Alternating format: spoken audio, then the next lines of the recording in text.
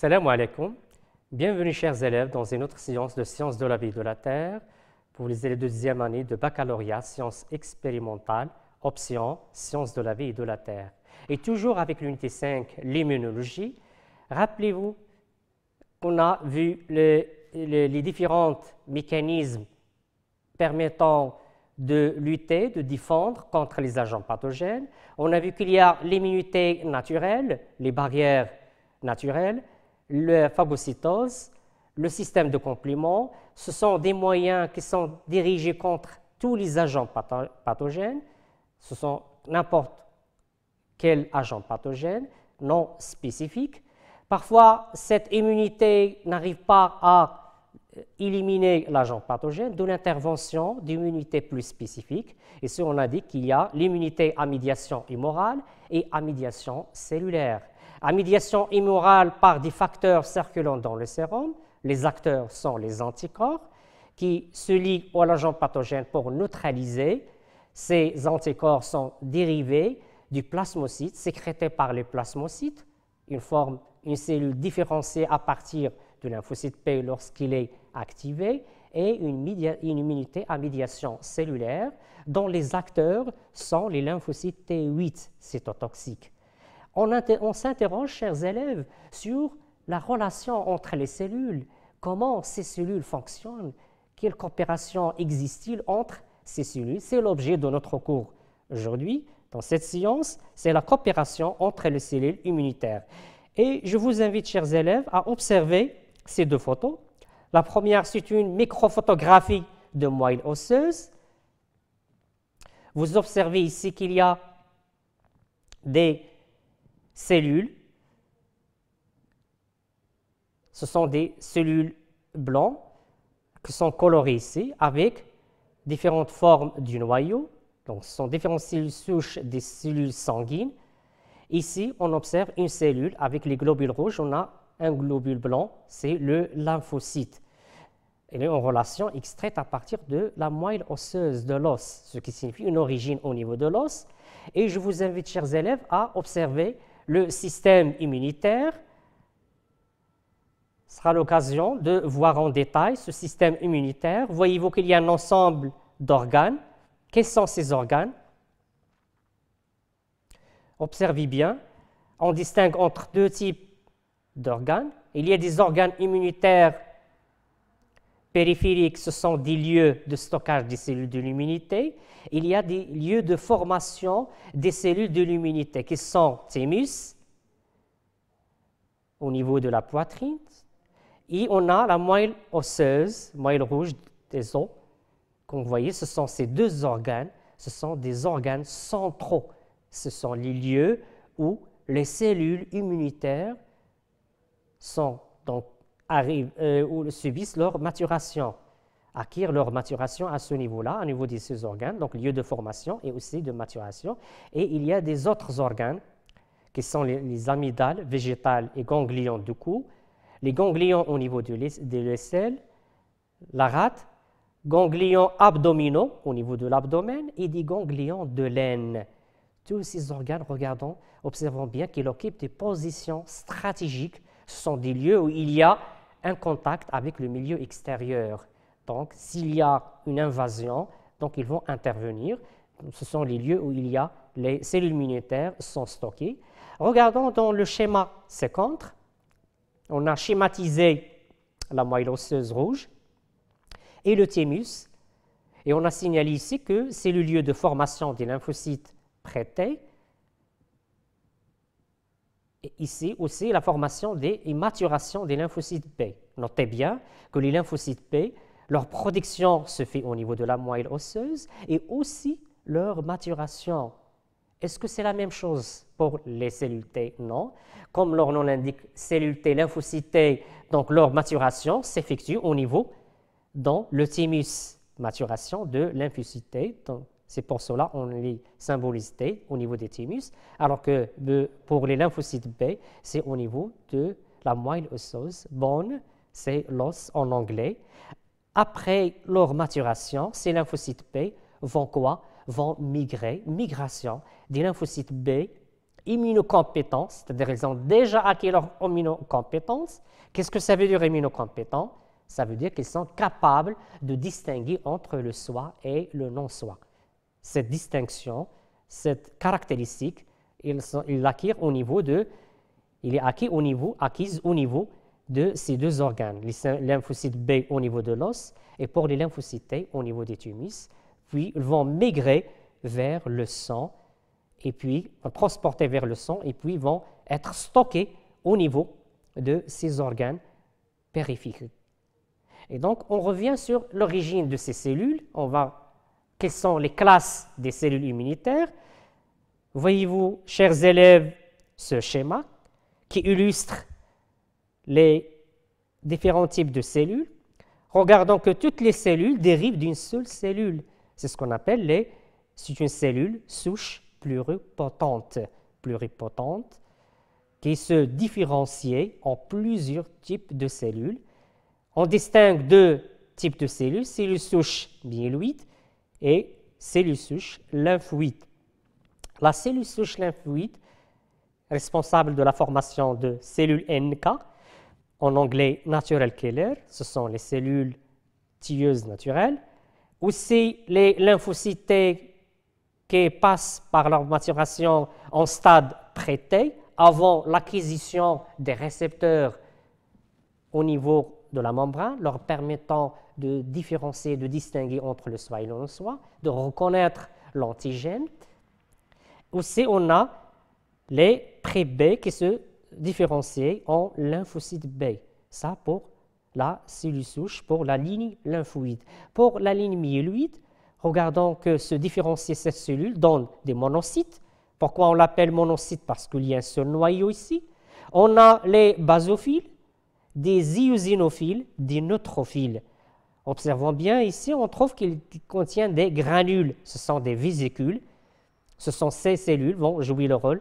Intervient aussi dans la phagocytose. On les qualifie les trois types de polynucléaires parce qu'il existe des vésicules à l'intérieur. Aussi, un autre type de cellules, ce sont les cellules dendritiques et aussi il y a les hémacées. Donc ça concernant l'origine des cellules immunitaires et les différentes classes. Maintenant, on va s'interroger sur la coopération.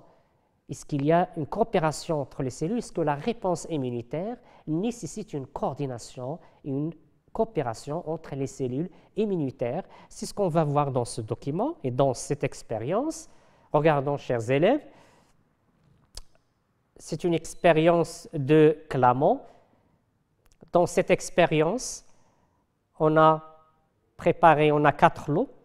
Avant, les rats ont subi une irradiation qui détruit tous les lymphocytes.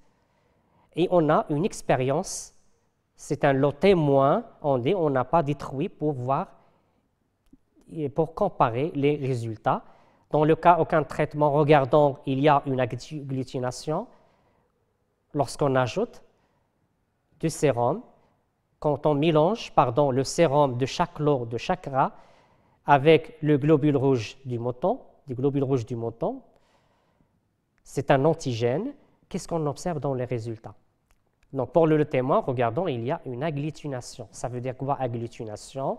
Comment peut-on expliquer l'agglutination? Ça signifie une réponse immunitaire. C'est-à-dire, l'antigène a été attaqué par les anticorps, ce qui conduit à la formation d'une agglutination, une liaison entre les différents globules par les anticorps. Alors, pour les 3 premiers lots, comment peut-on expliquer ces résultats? Regardons, dans le premier lot, on n'observe pas d'agglutination. Qu'est-ce qu'on a fait? Lymphocyte, on ajoute seulement on injecte lymphocyte B. Souvenez-vous bien, chers élèves, qu'on a ici, on a irradié. Donc les souris tous ont été irradiés, les lymphocytes sont absents et on injecte seulement du lymphocyte B. Puis on mélange avec l'antigène qui est le globule rouge du mouton, on observe qu'il n'y a pas d'agglutination. Ça veut dire pas de réponse immunitaire. Passons maintenant à la deuxième lot. Qu'est-ce que vous observez lorsqu'on ajoute du globule rouge du mouton avec le sérum de ce groupe, ce lot? Qu'est-ce qu'on a injecté? Du lymphocyte T. On observe qu'il n'y a pas d'agglutination aussi, c'est-à-dire pas de réponse immunitaire. Donc, il n'y a pas de réponse, c'est-à-dire pas des anticorps contre cet antigène qui est le globule rouge de mouton. Maintenant, en passant au troisième lot, qu'est-ce que vous observez? On observe ici qu'il y a une agglutination. Ça veut dire qu'il y a une réponse immunitaire. Il a été attaqué lorsqu'on a injecté, regardons, lorsqu'on a injecté lymphocyte B plus lymphocyte T. Maintenant, on va formuler ces constatations pour chaque type de lot. Qu'est-ce qu'on peut dire? Donc, pour le premier lot, les lymphocytes B seuls ne permettent pas d'agglutiner les globules rouges du mouton.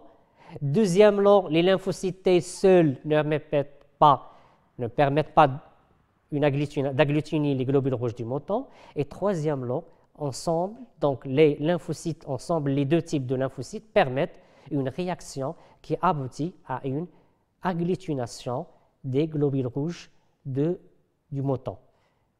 Qu'est-ce qu'on peut conclure, chers élèves? Donc observons bien qu'il y a seulement, lorsqu'on injecte seulement des lymphocytes B, pas de réponse immunitaire. Lorsqu'on injecte seulement les lymphocytes T, pas de réponse immunitaire. Mais lorsqu'on injecte les deux, il y a une réponse immunitaire. Ça veut dire la réponse immunitaire nécessite une coopération cellulaire entre les cellules immunitaires. Cette coopération fait intervenir des lymphocytes T, les lymphocytes B et bien évidemment les macrophages. Rappelez-vous toujours, chers élèves, que les premiers sentinelles, les premières cellules qui interviennent lorsqu'il y a une invasion microbienne sont les macrophages qui englobent l'agent pathogène, qui le détruit, la traite et le présente, ces débris, ces fragments par le CMH2. C'est une cellule présentatrice d'antigènes. Pourquoi il présente? Pour les autres cellules, pour sensibiliser les autres cellules et recrute d'autres cellules pour garantir cette réponse immunitaire. Et maintenant, chers élèves, on pose la question suivante. Quel est le mécanisme de cette coopération cellulaire? Donc, pour répondre à cette question, je vous propose, chers élèves, cette expérience. Donc, nous lisons ensemble le texte des expériences. Des lymphocytes T prélevés chez un sujet sain sont cultivés en présence de produits stimulants qui, jouant le rôle d'antigènes, provoquent leur activation. Donc, une fois activés, on a récupéré le surnageant de la culture liquide, dépourvu de cellules, et introduit dans des cultures de lymphocytes B et dans des cultures de lymphocytes T. Donc, on a prélevé le surnageant des molécules circulantes isolées des cellules. Des remarques? L'analyse biochimique de surnageant. Donc, regardons, avant de lire les remarques, chers élèves, je vous invite à analyser le résultat. Qu'est-ce que vous observez? Donc, regardons, lorsqu'on ajoute le surnageant à des cultures de lymphocytes T, on observe une prolifération cellulaire. Donc, les cellules subissent des divisions sémitoses. Donc, il y a une activation, il y a une prolifération. La même chose pour les lymphocytes B. Qu'est-ce que vous observez? Donc, ici, il y a une prolifération cellulaire. C'est-à-dire, ça signifie que le contenu, le surnageant, contient des molécules responsables de l'activation des lymphocytes T et des lymphocytes B. Quelles sont ces molécules? C'est ce qu'on observe maintenant dans les remarques. L'analyse biochimique du surnageant révèle, entre autres, la présence d'une substance nommée interleukine 2. Donc, c'est une seule molécule, interleukine 2, qui est responsable de l'activation et de la prolifération de cellules T et B. Avant prélèvement de surnageant, une analyse cytologique précise des lymphocytes de la première culture cellulaire révèle que les cellules productrices d'interleukine 2 sont des lymphocytes T CD4. Des cultures de lymphocytes B ou de lymphocytes T ne prolifèrent pas en l'absence de surnageant. Chers élèves, qu'est-ce qu'on peut conclure à partir de cette expérience? C'est qu'il y a des molécules chimiques qui activent c'est-à-dire il y a une communication, une sorte de communication entre les cellules qui sécrètent ces molécules qui sont comme il était signalé ici, ce sont les lymphocytes T4. Ces T4 sécrètent l'interleukine 2 qui agit sur les lymphocytes P, induisant leur prolifération, et agit aussi sur les lymphocytes T, induisant leur prolifération. Et c'est ce que je vous propose maintenant pour illustrer cet effet. Regardons dans son schéma. Lymphocyte T4 appelé, on l'appelle aussi auxiliaire. Pourquoi auxiliaire? Parce qu'elle aide à la réponse immunitaire, permettent une efficacité de la réponse immunitaire en activant les lymphocytes B et les lymphocytes T. Regardons l'interleukine 2 ici. Lorsqu'elle injecte l'interleukine 2, on a symbolisé plus, ça signifie quoi? Activation. Il active les lymphocytes T, CD8, pour se différencier. Regardons, il se différencie en lymphocytes T cytotoxiques, capables de détruire les cellules infectées, les cellules soupçonnées être infectées par un virus ou qui est antigénique, et aussi activer les lymphocytes B pour se différencier, leur différenciation en plasmocytes sécréteurs d'anticorps. Les interleukines sécrétées par les LT auxiliaires stimulent la multiplication et la différenciation des lymphocytes B et T8 activés. Et regardons ici dans l'image, un lymphocyte CD4 entre en contact avec le lymphocyte B et le stimule en libérant des interleukines. À travers les interleukines, que se fait une communication entre les cellules pour assurer une efficacité de la réponse immunitaire. Chers élèves, nous allons essayer maintenant de résumer les deux types d'immunité, l'immunité immorale et cellulaire avec l'immunité naturelle, tout en tenant compte de la coopération cellulaire par les molécules chimiques via ces interleukines. Il n'y a pas seulement interleukine 2, il y a d'autres interleukines. Voilà, je vous présente ce schéma. C'est un schéma bilan qui illustre les différents mécanismes qu'on a parlé. La première des choses, il y a la reconnaissance des antigènes. Les cellules présentatrices d'antigènes, par exemple les macrophages, lorsqu'ils avalent l'antigène, ils le détruisent, donc ils présentent des déterminants, on l'appelle déterminants antigéniques, au niveau par le CMH2, qui va être reconnu par les T4. Regardons le T4 avec son TCR, reconnu par une double reconnaissance, l'antigène et le CMH2. Et regardons aussi, on a signalé ici l'interleukine 1. Donc, la cellule macrophage active le T4. Ce lymphocyte T4 va se multiplier, une multiplication, se transforme en T auxiliaire qui va intervenir dans l'activation des deux types d'immunité en parallèlement. Donc, l'immunité, on a dit l'immunité à médiation cellulaire. Les lymphocytes P reconnaissent l'antigène par leur récepteur. Ici, le récepteur membranaire, ce sont des anticorps membranaires qui reconnaissent le lymphocyte B. Il s'active, il y a une division cellulaire, puis se différencie en plasmocytes. Donc ici, on a trois étapes. La phase d'induction, la reconnaissance se fait par l'anticorps membranaire, phase d'induction, induit l'activation de cette cellule. Puis il y a une phase d'amplification parce que la cellule subit plusieurs mitoses pour donner plusieurs cellules. Et puis il y a une phase, toujours dans l'amplification, il y a division cellulaire, multiplication et différenciation en plasmocytes ici, sécréteurs d'anticorps. Ces anticorps, dans une troisième phase qualifiée phase effectrice, vont se lier à l'antigène pour le neutraliser ou pour faciliter la phagocytose, par exemple ici. Même chose pour l'immunité à médiation cellulaire. Lorsque T8 il est activé, lorsqu'il reconnaît un antigène, rappelez-vous, on a dit soit une cellule, par exemple une cellule cancéreuse, ou une cellule, par exemple, infectée par un virus. Il va être reconnu par les T8 qui circulent toujours dans le corps. Une fois il est détecté, donc il y aura activation des T8, comme vous observez dans ce schéma. Donc T8, une fois activé, va se subir des divisions, des mitoses, et puis après, il va se différencier en T cétotoxique. Il va se différencier en T cétotoxique. Cet cétotoxique va pour tuer la cellule infectée. C'est dans la phase effectrice, toujours les mêmes 3 phases, induction, phase d'amplification et la phase effectrice, c'est l'exécution pour éliminer l'agent pathogène. Et observons, chers élèves, toujours on a dit qu'il y a une coopération. Cette coopération, elle est illustrée ici par l'intervention des interleukines, les interleukines 2, aussi d'autres molécules comme l'interféron gamma, et c'est l'interféron 4, 5, 6 qui intervient dans la différenciation, aussi dans la phase d'amplification, dans la multiplication des cellules et dans leur différenciation.